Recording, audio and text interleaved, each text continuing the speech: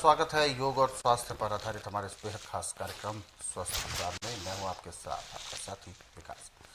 दर्शकों, स्वस्थ विचार एक ऐसा कार्यक्रम है जो आपके लिए कुछ बेहतर लेकर आने का प्रयास करता है। ये कार्यक्रम आप सभी के लिए एक संजीवनी का काम करता है, क्योंकि ये कार्यक्रम आप सभी के लिए हम लेकर आए हैं, और वो इसलिए क्योंकि आप अपने आप को निरोगी कैसे बनाएं। बीमार होना कभी कभी स्वयं की लापरवाही होती है, परंतु कभी कभी बीमार होना स्वयं के हाथ में नहीं होता। लेकिन इस बीमारी को हमें जड़ से खत्म करना है और हमेशा इस प्रयास में रहना है कि बीमारी कभी भी आपको घेर कर ना रखे, बीमारी से आप हमेशा दूर रहें। और ये होगा तब जब आपके अंदर जागरूकता होगी, आप सावधानी बरतेंगे, तो यकीनन आप अपने आप को निरोगी बना सकते हैं। और यही सारी चीज़ों पर चर्चा, अलग अलग बीमारियों पर चर्चा हम इस कार्यक्रम में करते हैं, और इन सभी विषयों में हमारा मार्गदर्शन करते हैं जाने माने असाध्य रोग निवारक गायत्री सिद्ध पंडित श्री लक्ष्मण दास रतन भारद्वाज जी। तो चलिए सबसे पहले गुरु जी का स्वागत करते हैं और कार्यक्रम की शुरुआत करते हैं। गुरु जी नमस्कार। नमस्कार। ये कार्यक्रम हम आपके लिए लेकर आए हैं और हम चाहते भी हैं कि आप इस कार्यक्रम का हिस्सा बने। यदि आपके साथ किसी भी तरह का कोई रोग है, कोई शारीरिक कष्ट है, तो आप सीधे इस कार्यक्रम से जुड़ सकते हैं, गुरु जी से बात कर सकते हैं, अपनी जिज्ञासा का समाधान कर सकते हैं।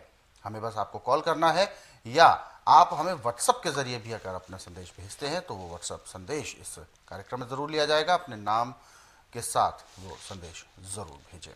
चलिए शुरू करते हैं आज के मुख्य विषय पर चर्चा। गुरु जी, एक बीमारी का नाम मैं लेने जा रहा हूँ। वो कितने प्रकार की होती है, जिसे कहते हैं दौरा, फिट्स, इंग्लिश में फिट्स उसको बोलते हैं। ऐसा माना जाता है कि जब भी जिस भी व्यक्ति के ऊपर दौरा पड़ता है तो वह व्यक्ति अपने आपे में नहीं रहता, काबू में नहीं रहता, उसका शरीर या वो अपने संतुलन में नहीं रहता, दिमाग सुस्त हो जाता है, शरीर एकदम निढाल हो जाता है या छटपटाने लगता है। किस तरीके का ये रोग है, इस रोग के क्या लक्षण हैं और ये उत्पन्न कैसे होता है? देखिए, ये दो किस्म का होता है। अच्छा। एक होता है मिर्गी का दौरा, एक होता है चेहरा। मिर्गी का दौरा अग्नि के पास, भीड़ में, ऊंचाई पे, पानी के किनारे, वहाँ पड़ता है। और चेहरा आपको रात को सोए सोए दौरा पड़ता है। तड़फने के लक्षण दोनों के एक से हैं, परंतु मिर्गी का दौरा पड़ेगा तो मुंह से झाग आएगी। अच्छा। चेहरे के दौरे में झाग नहीं आती। दांत तो खूब पीसते हैं दोनों में, परंतु उससे झाग नहीं आती। अब चाहे दौरा मिर्गी का है चाहे चेहरे का है, दोनों दौरों को बंद करता है, जो नुक्सा मैं आपको बताने जा रहा हूँ। आप हींग ले लें 10 ग्राम। 10 ग्राम जटामासी लें, और बाइवरिंग, ये आपको 75 ग्राम लेने हैं, और काला नमक आपको 20 ग्राम लेना है। अब ये सारी चीज़ें कूट के पीस के ब्रिक पाउडर बना लें। 3-3 ग्राम की मात्रा में हर 3 घंटे बाद गुनगुने पानी से देते जाएं। दिन में कम से कम 6 से 7 खुराकें होनी चाहिए। तो इससे आस्ता आस्ता ये दौरा 2.5-3 महीने में ख़त्म हो जाता है। चाहे मिर्गी का चाहे चेहरे का, दोनों पे असर करता है। और इसमें सबसे ज़्यादा ध्यान रखने की बात है कि एक आदमी इसके साथ 3 महीने तक लगातार रहना चाहिए, 24 घंटे। लहसुन का रस निकाल ले आप 50 ग्राम, और उसमें आप 2-2.5 ग्राम असली हींग डाल दें और 1.5-2 ग्राम उसमें सिंधा नमक पीस के डाल दें। अब ये छान करके और कांच की बोतल जिसका रंग हरा हो उसमें ये रखें आप कम से कम 40 दिन तक धूप में। 40 दिन के बाद उसको फिल्टर करके किसी भी ड्रॉपर में भर लें।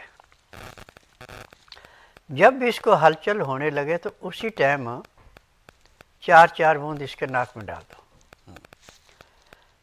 जो दौरा आपका घंटे 1.5 घंटे बाद खुलता है वो नाक में डालने के ज़्यादा से ज़्यादा 10 से 15 सेकंड लगने उठ के बैठ जाएगा और फ्रेश हो जाएगा।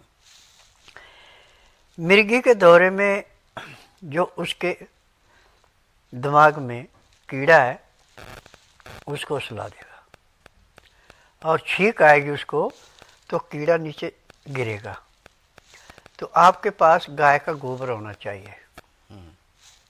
जैसे कीड़ा नीचे गिरा फट गोबर डाल दो ऊपर ताकि वो होश में आने पे जंप करके दोबारा ना अंदर जाए।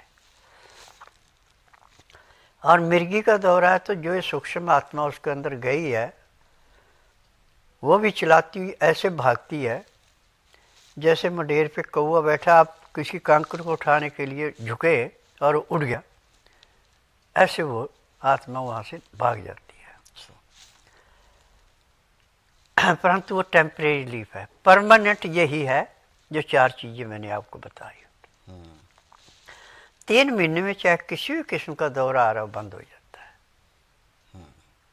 जैसा कि गुरुजी आप अक्सर बताते हैं कि हर एक औषधि आप और बीमारी को खत्म करना है और औषधियां अगर चालू करनी है, सेवन करना है, तो उसके साथ साथ परहेज करने बहुत जरूरी होते हैं। देखिए परहेज में ऐसा है कि पानी हमेशा गुनगुना देते, ठंडा पानी देते। अच्छा।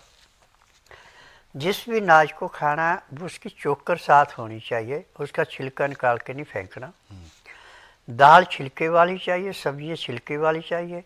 नमक सिंधा या काले का प्रयोग करना, काली मिर्च हल्दी का प्रयोग करना, छौंक नहीं लगाना सब्जी दाल में, रोटी चुपड़नी नहीं, तो जाके रोग कटता है।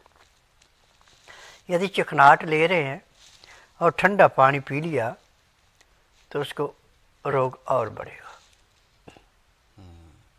यदि हम इससे दूर हैं और हमारे खाने में नजला ज़्यादा नहीं बन रहा है, हमें रोग ही कोई नहीं है। ये इसके पीछे कारण होते हैं।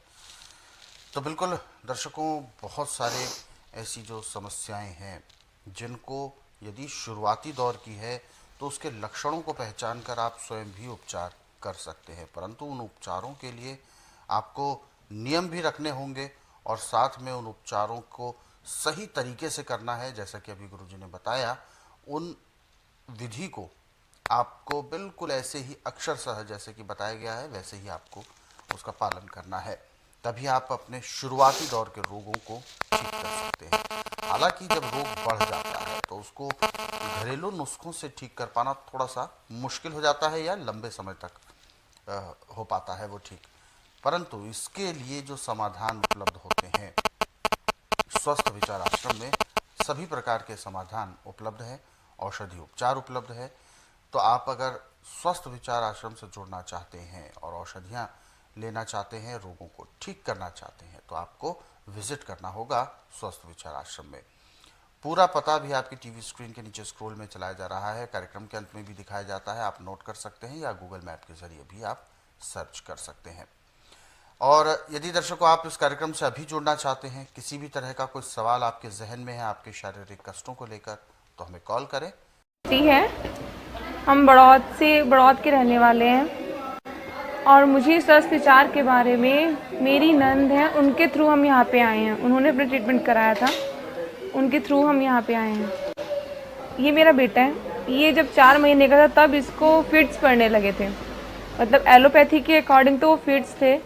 उसके बाद इसका 2-2.25 साल ट्रीटमेंट चला है अपोलो दिल्ली, वहाँ से इसको कोई फ़ायदा नहीं हुआ। ये वेंटिलेटर पे भी रहा है उनकी वजह से, स्टेरॉइड्स वगैरह की वजह से। इतने स्टेरॉइड उन्होंने दिए कि इसको इन्फेक्शन हो गया और आए दिन इसको हर दूसरे तीसरे हफ्ते ये एडमिट रहता था। फिर हम जब यहाँ पे आए हैं उसके विदिन 4 महीने में ये बच्चा बहुत ठीक हो गया। 4 महीने के अंदर ही इसके फिट्स पड़ने बंद हो गए। उन्होंने फिट्स बताए, गुरुजी ने बताया कि इसको नसों का ब्लॉकेज है। गुरुजी के कहने के अनुसार ये बहुत ठीक हो गया है। अब इसको ना तो दौरे आते हैं, खड़ा होने लगा है, पहले बिल्कुल नहीं खड़ा होता था, ऐसे लेटा रहता था बस। खाने पीने की भी कोई सूझ नहीं थी, कोई आवाज़ दे कोई रिएक्शन नहीं करता था।